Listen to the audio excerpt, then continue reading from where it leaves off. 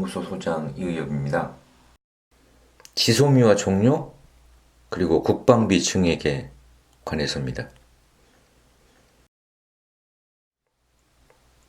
정부가 지난 22일 일본의 화이트리스트 배제로 안보 환경에 중대한 변화가 초래되고 협정을 지속하는 것이 우리 국익에 부합하지 않는다고 밝히면서 한일 군사정보보호협정 지소미아 종료를 선언했지요. 지소미아는 한일 양국 간 고도의 신뢰관계를 기초로 민감한 군사정보를 교환하기 위한 협정입니다. 근데 일본이 먼저 한국을 안보상 믿을 수 없는 국가라면서 기본적인 신뢰관계를 훼손한 상황이기 때문에 지소미아는 유지할 명분이 없어졌지요. 정부의 지소미아 종료는 상식적이고 지당한 결정입니다. 하지만 정부로서는 지소미아 종료 결정이 쉽지만은 않았을 텐데요. 미국과의 관계 때문입니다. 지소미아는 태생부터 미국 이해관계에 따라 강요된 협정이었습니다. 강력한 반대 여론에도 불구하고 탄핵의 궁지에 몰린 박근혜가 미국에게 잘 보이기 위하여 굴욕적으로 체결했던 것이죠. 미국 정부는 기회 있을 때마다 지소미아의 유지 입장을 공개적으로 밝혀왔습니다. 정부가 지소미아 종료를 발표하자 미국 정부는 실망과 우려를 표명했습니다. 미국 국방부와 국무부는 한국 정부가 지소미아를 연장하지 않은 데 대해 강한 우려와 실망을 표명한다고 밝혔습니다. 마이크 폼페이오 국무장관은 한국 정부 결정에 실망했다는 반응을 내놨고, 마크 에스퍼 국방장관도 정경두 국방장관과의 통화에서 우려를 표명했다고 합니다. 한국 정부 결정에 대해 불만을 공개적으로 드러낸 것이죠. 미국의 반응은 공정한 게 아닙니다. 일본이 한국에 대한 화이트리스트 배제 조치를 발표했을 때 미국은 일본에 대해 실망과 우려를 표명한 바가 없습니다.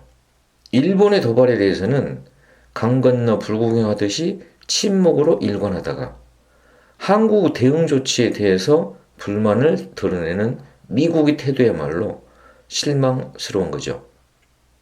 더구나 폼페이오 장관은 실망했다에 그치지 않고 양국 관계를 정확히 올바른 것으로 되돌리길 희망한다고 덧붙였습니다.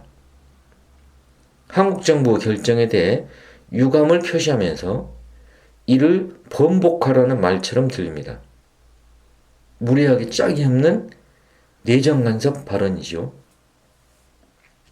한국 정부의 결정은 주권국가로서의 자주적 권리 행사입니다. 한국 정부는 일본과 외교적으로 해결하기 위해 모든 노력을 다했지요. 하지만 일본 정부의 반응은 단순한 거부를 넘어 우리의 국가적 자존심까지 훼손하며 무시로 일관했습니다. 외교적 결례를 범한 것은 말할 것도 없었고요. 일본은 미국의 충견답게 그 배경을 믿고 오만무리하게 굴었던 것이죠. 정부는 선택 여지가 없었을 것입니다. 어찌되었건 문재인 정부의 지소미아 종료 결정은 잘한 일입니다. 정부 결정에 대하여 황교안 자유한국당 대표는 북한의 김정은은 만세를 부르고 중국과 러시아는 축배를 들며 반길 것이라며 비난했습니다. 황 대표는 지소미아 파기를 즉각 철회하고 한미일 공조체제 정상화에 나설 것을 촉구하기도 했습니다. 토착 왜구라는 칭호를 얻은 친일 후예 정당의 대표 아니랄까봐 그 본색을 다시금 확인시켜준 발언입니다. 황 대표 자신이 지소미아 체결 당시에 박근혜 밑에서 국무총리를 하고 있었던 당사자인 만큼 새삼스러울 것도 없지요. 비판할 가치도 없다고 하겠습니다. 정부의 지소미아 종료 결정에 대하여 잘한 일로 평가합니다만 간과해서는 안 될 중요한 대목에 대하여 지적하지 않을 수 없습니다. 김현종 청와대 국가안보실 제2차장은 23일 청와대 춘추관에서 지소미아 종료에 대한 우리 정부의 입장을 브리핑했는데요.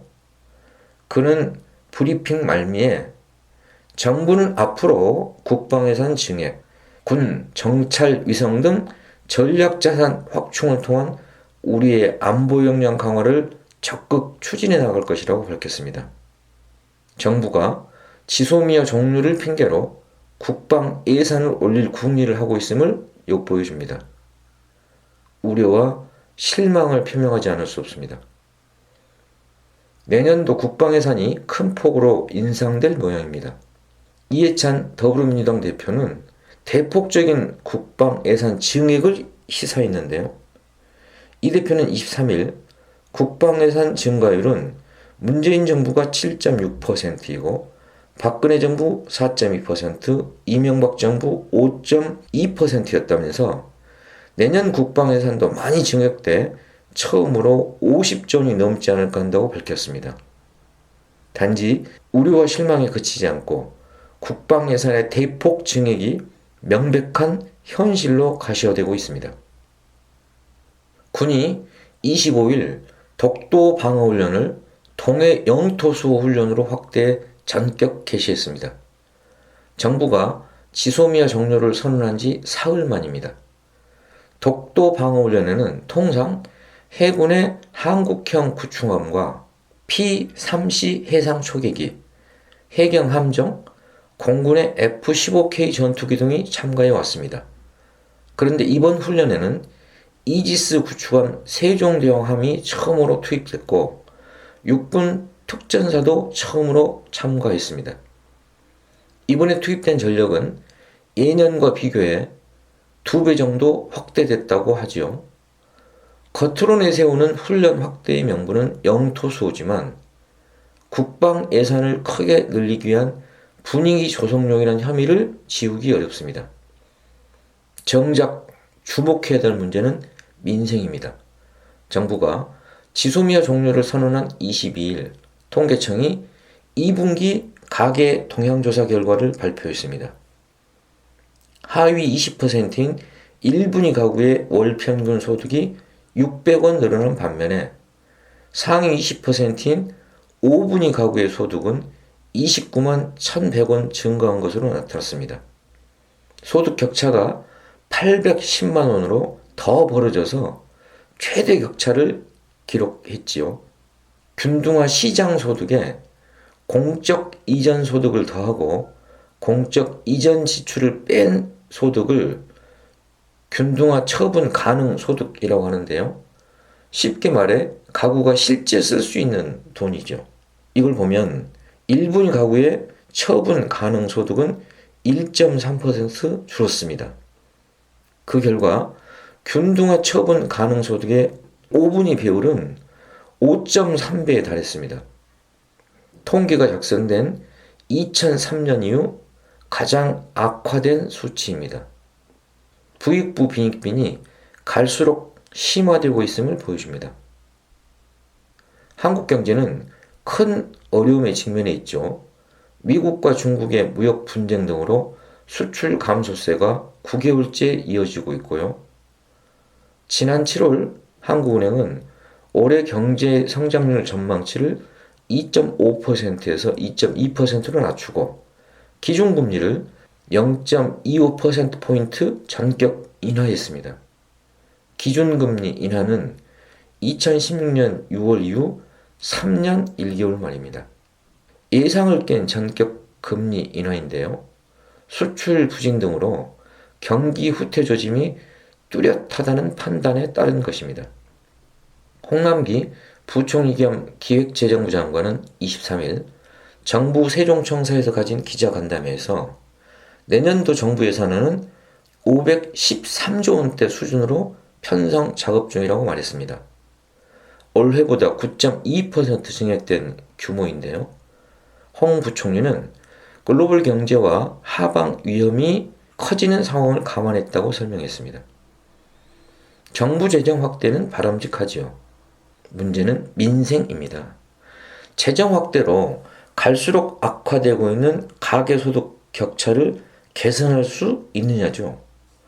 지난해보다 9.5%나 올린 올해 예산으로도 부익부 빈익빈의 심화를 막지 못하고 있는 것이 현실입니다.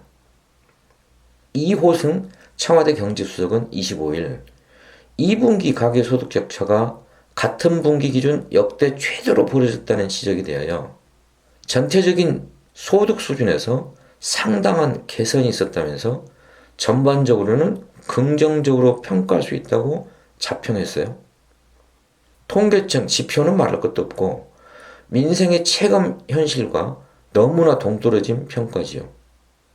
물론 이 수석도 하위층에서 소득 증가가 여전히 어려운 상황이라며 정부가 이쪽에 더 많은 신경을 써야 한다고 인정했습니다. 민생의 개선을 위한 적극적 재정 운영의 필요성에 동의한 것이죠. 그런데 앞에서 보았듯이 내년도 정부 예산안에서 국방 예산이 크게 증액될 전망입니다.